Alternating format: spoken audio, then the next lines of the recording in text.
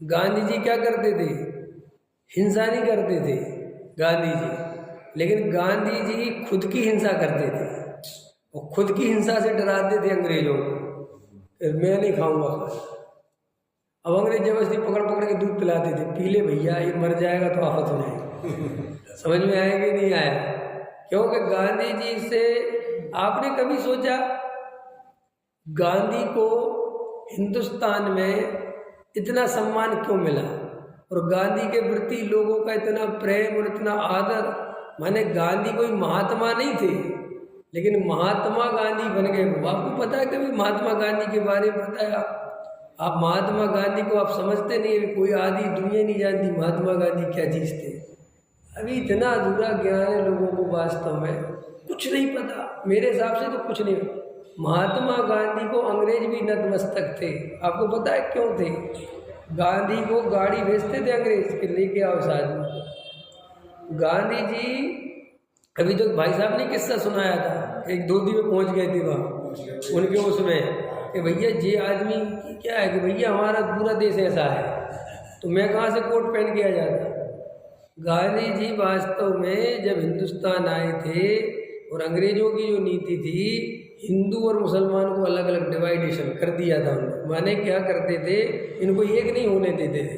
तो इतने दिन तक जो 100 साल तक अपन गुलाम रहे, उसका मात्र कारण यही था कि हिंदू मुसलमान एक नहीं हो पाता था और वो उसका फायदा उठाते थे। गांधी जी जब आए अपने देश, तब उनने पूरा देश का परिभ्रमण करते हुए ये समझ लिया कि हिंदुस्तान में जब तक हिंदू मुसलमान एक नहीं होगा, चाहे कितने ही भगत सिंह आ जाएं और चाहे कितने ही चंद्रशेखर आ जाएं और चाहे कितनी फांसी, क्योंकि तुम फांसी पे चढ़ जाओगे, खत्म हो जाओगे, इससे कुछ होना थोड़ी।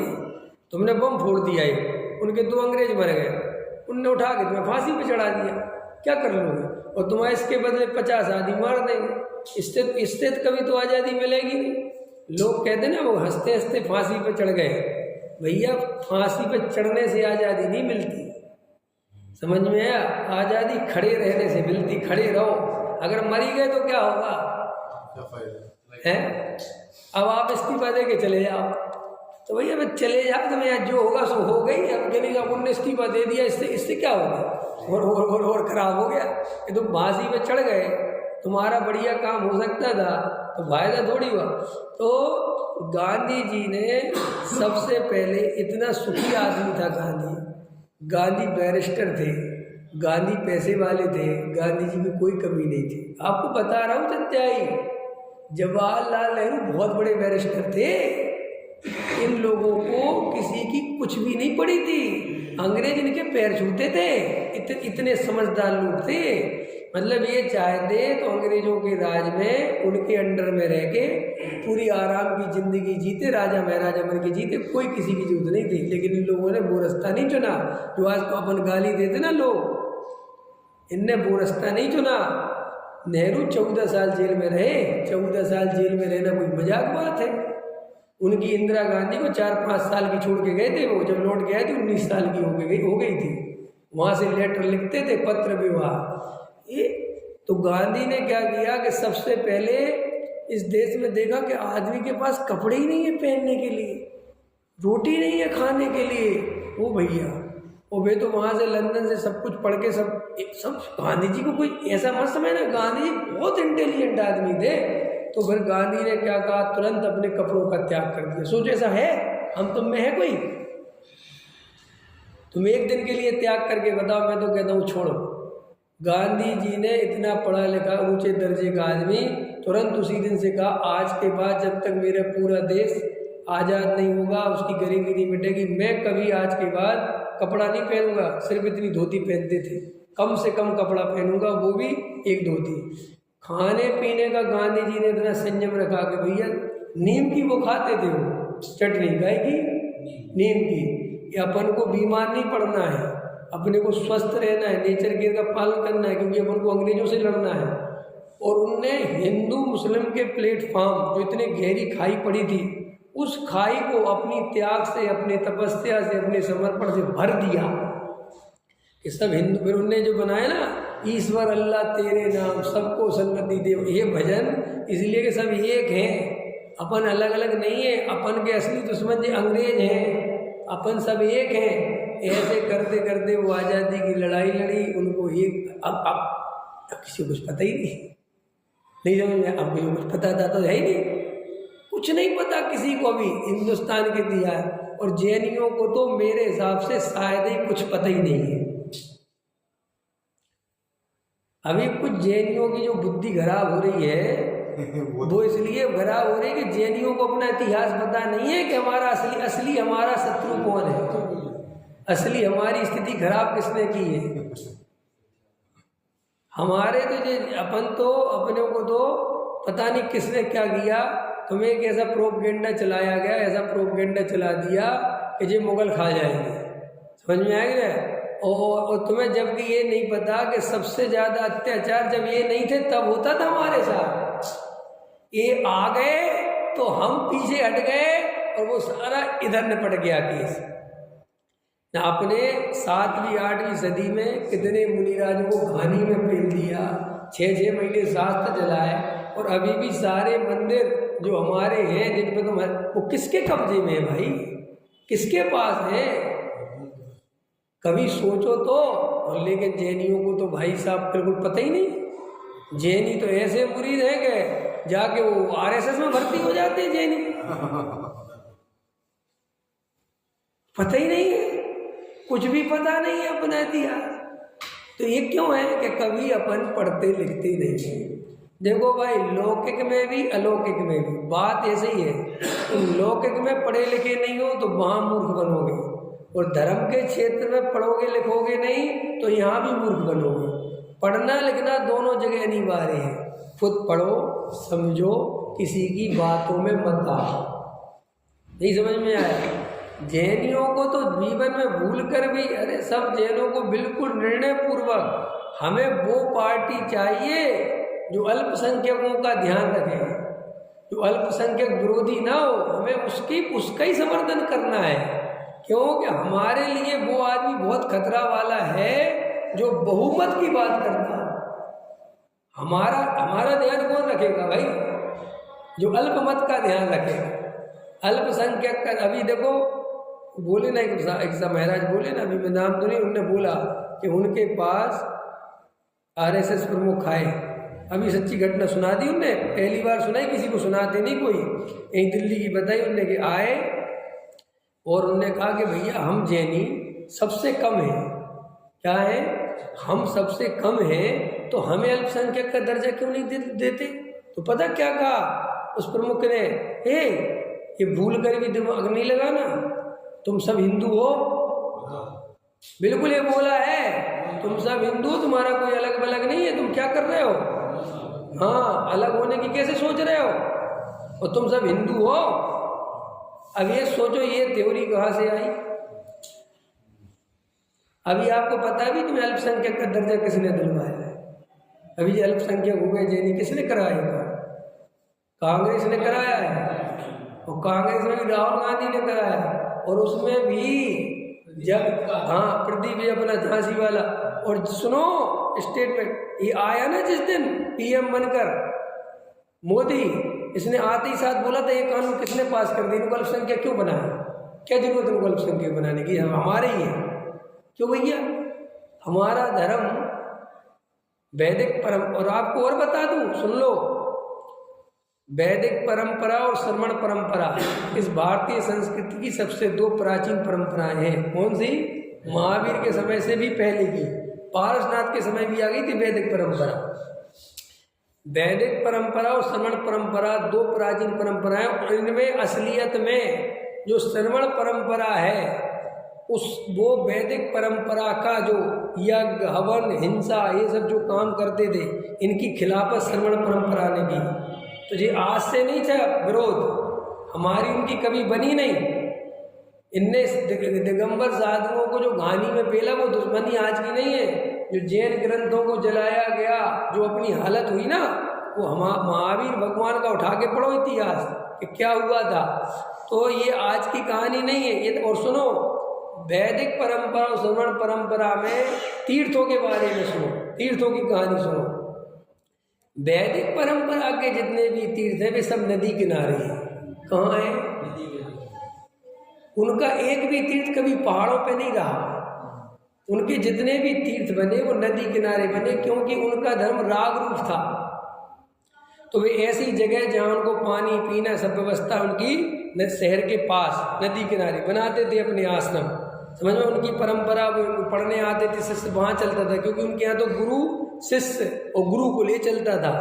और जो श्रमण परंपरा के तीर्थ बने वे हमेशा जंगलों में पहाड़ों के ऊपर बने, क्योंकि हमारे जो मुनिराज थे वे कभी नदी किनारे नहीं बैठते थे जहाँ लोगों का आना जाना हो, वैसी जगह नहीं बैठते थे। वे ऐसे पहाड़ों पर जाके बैठते थे जहाँ किसी का आना जाना नहीं हो। तो तुम आज भी सर्वे करवा लेना, देखो हरिद्वार ऋषिकेश सब नदी किनारे किसके तीर्थ है, देखो ध्यान से लगाओ, जहाँ जहाँ नदियाँ हैं वहाँ किसके तीर्थ है, अपने नहीं है, सब वैदिक परंपरा। अपने तीर्थ उठा के देखो, एक भी नदी किनारे मिल जाए तो अंत समझ में आया। ये तो पहचान है। अभी जितने भी पहाड़ों पे, चाहे वो हमारे कब्जे में हो चाहे नहीं हो, है हमारे ही मंदिर, उन पर जबरदस्ती कब्जा ठोक लिया गया है।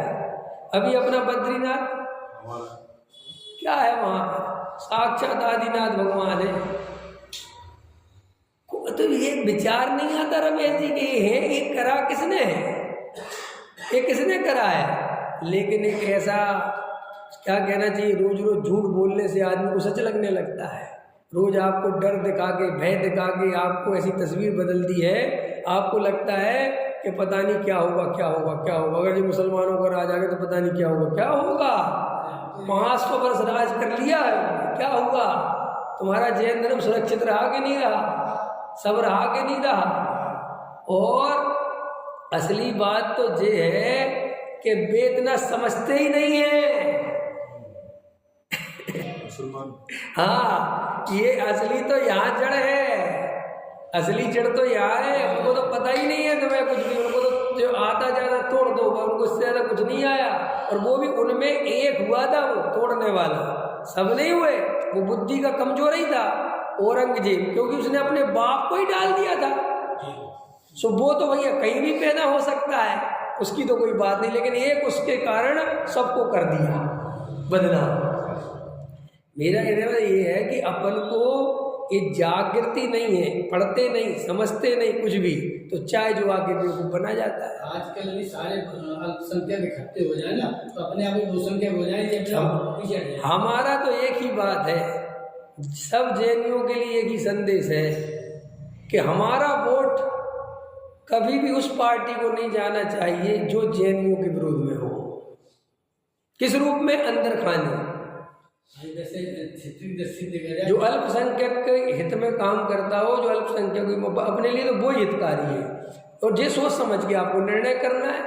अब आपको समझना है कि सांप्रदायिकता कौन फैला रहा, नहीं समझ। आज हिंदुस्तान की 9 साल में जी हालत है कि कोई वोट इस बात पे नहीं मांगे जा रहे हैं कि बेरोजगारी, लाइट, पानी, बिजली, शिक्षा, अस्पताल, इस पे कोई वोट नहीं मांगा जा रहा है। माहौल ही खत्म कर दिया। माने जो मूल एक बेसिक जरूरत है आदमी की, उन पे वोट ही खत्म हो गया। वोट किस पे मांगे जा रहे हैं? हमने राम मंदिर बनवाया, हमने ये बनवाया, हमारा ये कॉरिडोर, हम हिंदू तो मुसलमान।